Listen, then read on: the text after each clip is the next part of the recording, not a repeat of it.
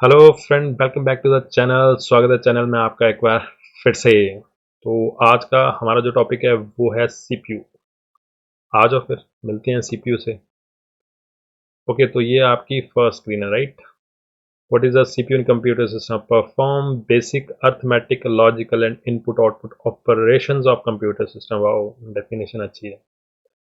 But आपको पता है बचपन में हम कुछ ऐसा जैसा बोलते हैं सीपीयू, गलत है ये सीपीयू हो ही नहीं सकता है, ठीक है? सीपीयू उसके अंदर होता है। बट आपको पता है कुछ लोग सीपीयू बोलते हैं, कुछ प्रोसेसर बोलते हैं, कुछ माइक्रो प्रोसेसर बोलते हैं। अब देखो, कंपनी में जो मैन्युफैक्चरर होते हैं ना, वो बोलते हैं हम माइक्रो प्रोसेसर बोलेंगे, तुम अपना देख लो। हम बच्चों को पढ़ाते टाइम सीपीयू का यूज़ करते हैं, वो गलत है। तो क्या हुआ? वैसे भी आज ही सब कुछ बता देंगे तो बड़ा होके क्या करेगा? तो हम बोलते हैं ये सीपीयू है। और कुछ लोग होते हैं जो बोलते हैं हम कोई बच्चे हैं, पर वो इन्वेंटर भी नहीं है, तो वो प्रोसेसर बोल देते हैं। तो कुल मिला के प्रोसेसर, सीपीयू, माइक्रो प्रोसेसर, वो सारे तीनों एक ही हैं। सीपीयू सेंट्रल प्रोसेसिंग यूनिट है वो। इसमें बहुत कुछ है। इसमें हार्ड डिस्क है, रैम है, दुनिया भर के सॉकेट्स हैं। वो सीपीयू का पार्ट नहीं है। सीपीयू का मतलब प्रोसेसिंग यूनिट। प्रोसेसर भी प्रोसेसिंग यूनिट, माइक्रो प्रोसेसर भी प्रोसेसिंग यूनिट, राइट? तो ये फर्स्ट थिंग है, सीपीयू नहीं है। क्योंकि इसमें आपकी हार्ड डिस्क भी होती है, रैम भी होती है, इनपुट आउटपुट सॉकेट्स होते हैं, सी मॉस होता है, जो कि सीपीयू का पार्ट बिल्कुल नहीं है। सीपीयू में मेनली दो कंपोनेंट होते हैं। The first one control unit, second one arithmetic logic unit, right? और ये आपका जो थर्ड है रजिस्टर भी होते हैं, ठीक है? बट मेजॉरिटी वाले कंपोनेंट है इसके कंट्रोल यूनिट, अर्थमेटिक। कुछ जगह ये भी बताया जाता है कि मेमोरी यूनिट भी इसका पार्ट है, वो बिल्कुल गलत है। रैम को सीपीयू के अंदर नहीं ठोका होता है, ठीक है? तो मेमोरी यूनिट उसका पार्ट नहीं है। कहीं पे भी हो वो गलत है। ओके, तो लेमैन टर्म में देखते हैं सीपीयू क्या है, ठीक है? Example of CPU, first thing central processing unit equal to arithmetic logic unit plus control unit, right? तो ये आपको पिक्चर दिख रही है, ये है बस का इंजन और ये है ड्राइवर। ओके, तो ड्राइवर का जो दिमाग है वो आपका मेमोरी यूनिट है। मेमोरी यूनिट इंस्ट्रक्शन पास करेगी किसको? कंट्रोल यूनिट को। कंट्रोल यूनिट क्या है? हाथ और पैर, जो कंट्रोल करते हैं आपकी गाड़ी को, इधर steering, gear, race, brake, right? और जो एक्चुअल लॉजिक है वो परफॉर्म करता है एएलयू, आपका बस का इंजन, राइट? तो ये कॉम्बिनेशन है। मेमोरी यूनिट इंस्ट्रक्शन पास करती है कंट्रोल यूनिट को, कंट्रोल यूनिट इंस्ट्रक्शन पास करती है एएलयू को। तो एक सिंक्रोनस वे में काम होता है, ठीक है? तभी बोलते हैं दारू पी के गाड़ी नहीं चलानी। मेमोरी यूनिट ढंग से इंस्ट्रक्शन नहीं दे पाती है कंट्रोल यूनिट। कंट्रोल यूनिट नाम का एक कंट्रोल यूनिट होता है, कंट्रोल अपना हाथ पैर पे होता नहीं है, और ब्रेक के चक्कर में हम रेस दिवा देते हैं। तो फिर क्या होता है? गाड़ी खंबे के अंदर और स्टेयरिंग आपकी छाती के अंदर। तो मेक श्योर कि दारू पी के गाड़ी नहीं चलानी है, ठीक है? ओके, आई होप कि एक नॉर्मल सा ओवरव्यू मिला है, ठीक है, कि कंट्रोल यूनिट क्या कर रहा है, आपका एएलयू क्या कर रहा है, या फिर आपकी मेमोरी यूनिट क्या कर रही है, ठीक है? अब थोड़ा सा टेक्निकल जाते हैं हम, ठीक है? तो टेक्निकली सी, इंस्ट्रक्शन सेट। सबसे पहले इंस्ट्रक्शन सेट क्या है?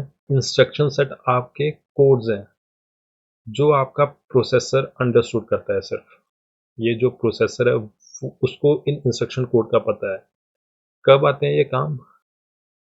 आपको मेमोरी से डाटा लोड करवाना है, जब कोई कैलकुलेशन परफॉर्म करनी है प्रोसेसर के अंदर, उस टाइम ये काम आते हैं, ठीक है?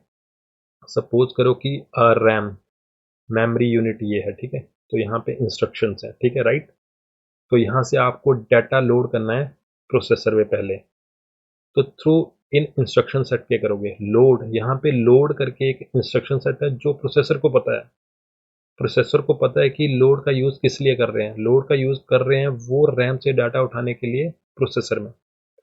लोड का यूज़र, अब कोई भी डाटा उठाना है यहाँ से, सपोज करो नंबर है दो 9 और या 50, तो वो दोनों नंबर लोड कैसे करने हैं, लोड इंस्ट्रक्शन का यूज़ करके प्रोसेसर पे हो जाएंगे। फिर प्रोसेसर पे उन पे कोई ऑपरेशन परफॉर्म करना है, फॉर एग्जांपल ऐड ऐड करके कोड्स होते हैं प्रोसेसर के अंदर, जब वो अप्लाई होते हैं तो वो दोनों नंबर को ऐड करेगा, ठीक है। तो सेम ऐसे स्टोर होता है जो आपका नंबर को स्टोर करने, आउटपुट को स्टोर करने के काम आता है। कंपेयर होता है आपका नंबर कौन सा छोटा है कौन सा बड़ा है, कंपैरिजन करने के लिए, राइट। जंप इफ कंडीशन भी होता है कि एक पर्टिकुलर कंडीशन बेस्ड आपको किसी पर्टिकुलर लोकेशन पे जाना है, ठीक है, वो आपका जंप इफ कंडीशन हो गया। फिर जंप नॉर्मल भी होता है, आउटपुट इनपुट, ठीक है। तो ये हो गया आपके इंस्ट्रक्शन सेट, जो आपका डाटा लोड करके प्रोसेसर पे और प्रोसेसर पे कैलकुलेट करेंगे, ठीक है।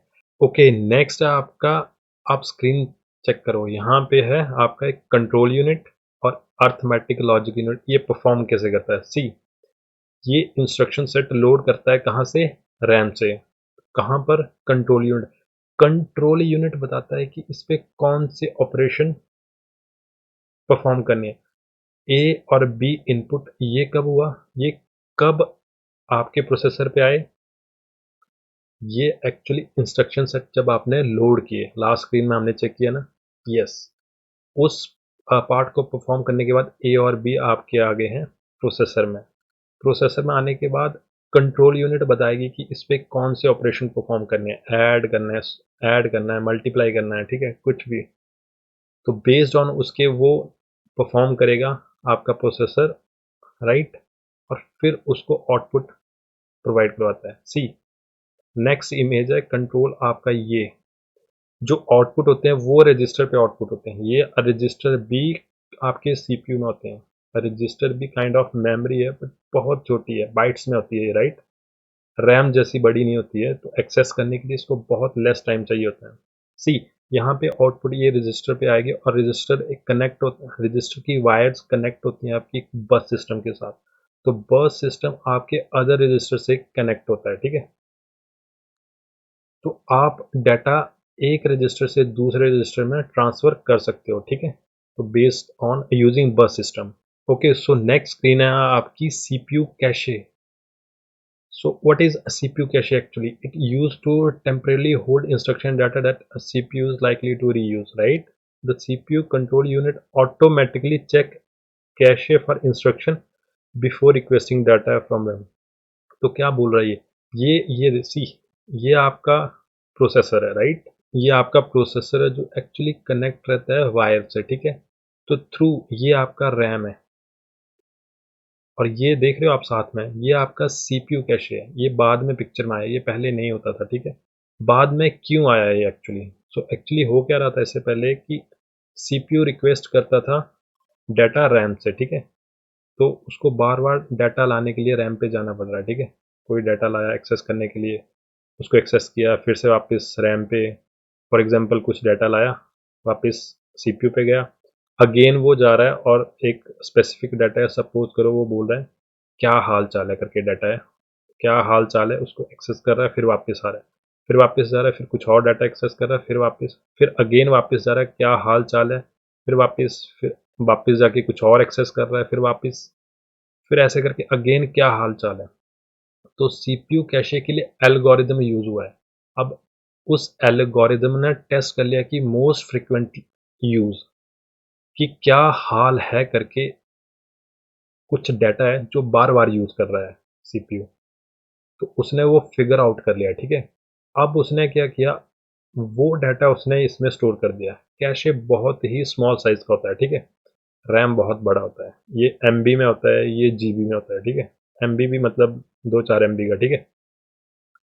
तो उसने चेक किया कि ओके क्या हाल करके है, वो डाटा बार बार एक्सेस कर लिया, तो उसने यहीं पे रख लिया उसको, कि इसको बार बार टाइम वेस्ट ना करना पड़े यहाँ पे जाकर। तो नेक्स्ट टाइम कोई भी डाटा की रिक्वेस्ट होगी वो पहले यहाँ आएगी सीपीयू कैशे में। अगर उसको डाटा यहीं मिल गया तो यहीं से उठा के उसको प्रोसेस कर देगा, राइट। अगर डाटा नहीं मिला तब वो रैम के पास जाएगा, राइट। 100 में से 100% तो उसको सीपीयू कैशे से नहीं मिलने वाला है। बट 90% भी मिल जाएगा, दैट्स अ लॉट, राइट।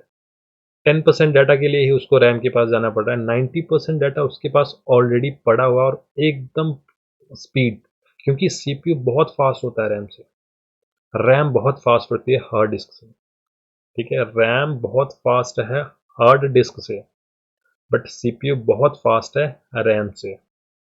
तो आप नहीं चाहते कि आपका सीपीयू आइडल रहे और एक काम कर रहा है फिर वेट कर रहा है कि डाटा आएगा रैम से, फिर दूसरा काम करूंगा, फिर वेट कर रहा है, फिर तीसरा काम कर रहा है। नहीं, सीपीयू को यूटिलाइज करना होता है एक प्रॉपर वे में, तो उसके लिए उन्होंने सीपीयू कैशे डाला है ताकि सारा एक्सेस पहले यहाँ से जाए, अगर डाटा यहीं मिल जाता तो फटाफट एकदम कैलकुलेशन पार्ट शुरू करे, वो डाटा को ढूंढने ना जाए, राइट।